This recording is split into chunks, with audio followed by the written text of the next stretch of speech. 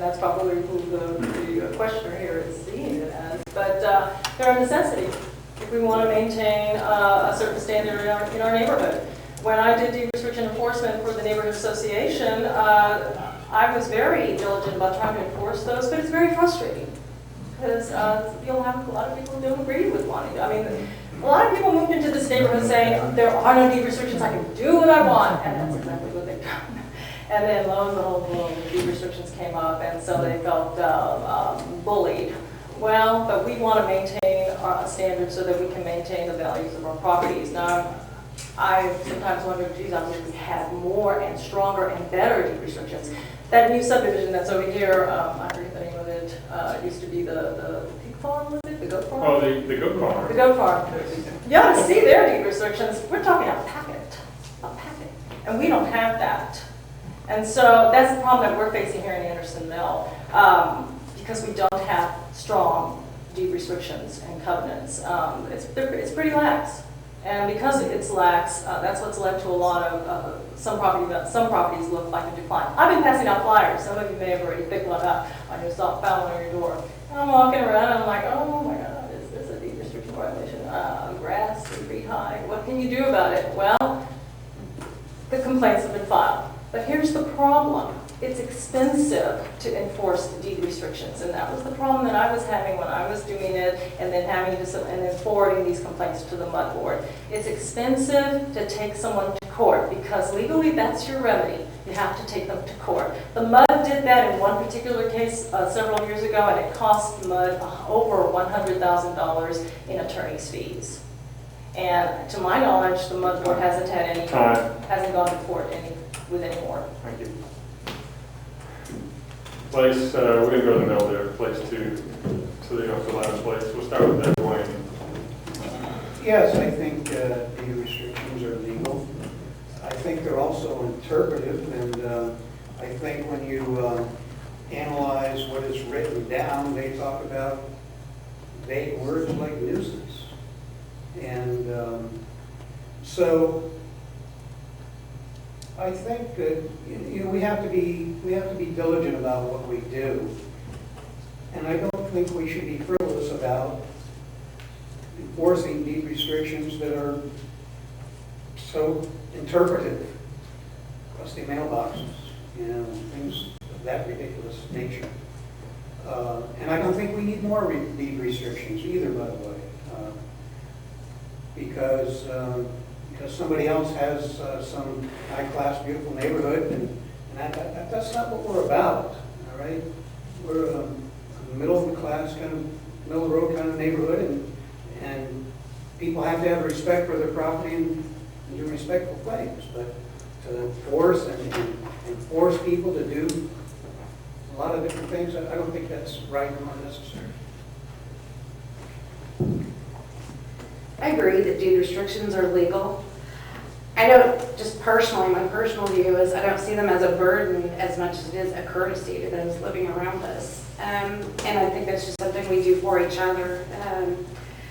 It's a sense of responsibility that we have not to bring down the value of a neighboring property or that sort of thing. Now, as far as how they get enforced, with deed restriction enforcement handled by the MUD or by a limited district, the course of action is that you can send out a letter and you can take the person to court. And that ends up being at the Anderson Mill resident taxpayer's expense, any court cases that would come up as a result of enforcement.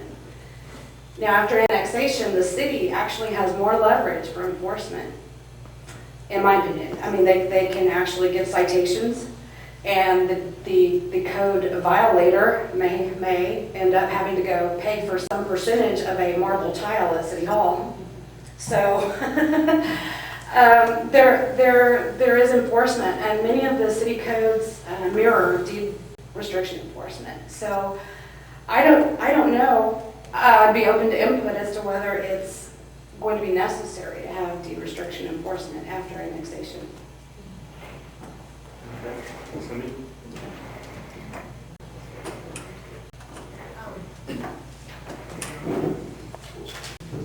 Just trying to check in. Okay. Yes, deed restrictions are legal.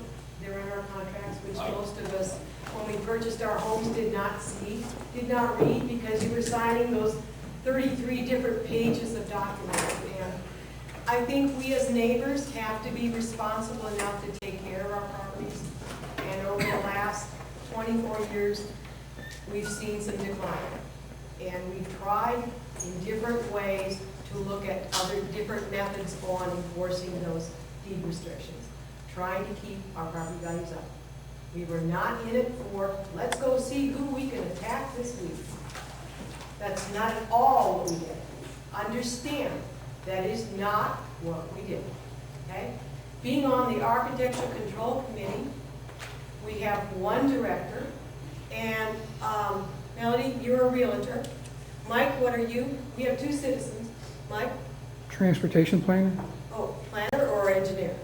I know there was a Planner. call for an engineer, so I was just, Planner for an engineering firm. okay, planning engineer. Okay, so we have two citizens, one board director, okay?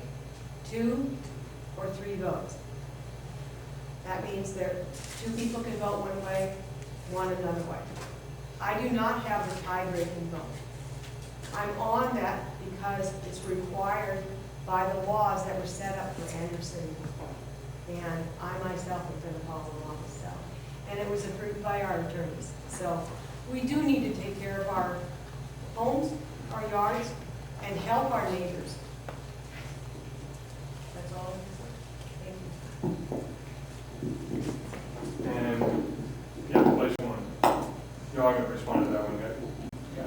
Yeah. No, go ahead. Steve, let you go ahead. Just talk loud until we get that. There you go, Steve. Deed restrictions are important, but the enforcement of them has just gone awry here. Just locally, you know, nothing was done for 25 years, and then all of a sudden these people are hitting the residents over the head. If you want to live in a neighborhood where the neighborhood association chooses your house color, I would encourage you to live there. There's reasons why people live in Anderson Mill, and the neighborhood is aged. It's 30 years old. Yes, I am courteous to my neighbors. My house is very improved. I do what I can. I'm not building a giant ugly shed in my backyard. I set it right behind my garage. The big problem I have with what's gone on here with deed enforcement restriction is the MUD board has given the general manager of the MUD right to enter your property, okay? It is for the purpose of deed restriction enforcement. However, that's not stated in the ordinance. The general manager of the MUD has permission to enter your property. That was voted on by the MUD board. They think that that's a good idea. I don't think that's a good idea. I really disagree with that. It's a misuse of Texas water law that MUD is governed by, and if I'm elected to the MUD board, will make sure that that's repealed. Is it a burden? I guess if we do have to go to file a suit, it becomes a financial burden to this district and every one of us in here. Fortunately, we don't have to do that very often. We've gone to court once, as long as I've been on this board, and I'm not aware of any other court actions prior to that. It cost us all. Like Liz said, it was $100,000 to the district. To the property owner, it was about $90,000. Nobody won on that. It's unfortunate. So in that case, yes, it was a burden. Is it necessary? Yes, it is necessary to maintain property values out here. But I think it's a system that we've continually changed. We've tried to make it the best and most fair and equitable way we can.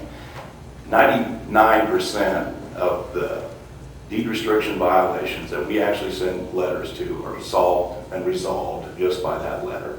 And I've had so many people come up to me and say, yeah, I've been meaning to do that. You know, it just took this letter. Or we did get it done. And, you know, the district's going to continue to age. I do want to make one correction, though, that we have not given permission to the general manager of this district to enter your property. He goes out on the morning before the board is going to meet on alleged deed restriction violations and takes photographs. We now have the Treasury of the Hills taking photographs when they actually, when in their opinion, feel that this is a violation. They take a photograph at the time.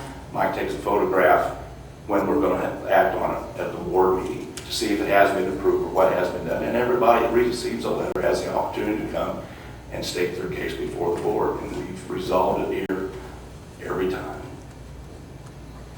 Okay.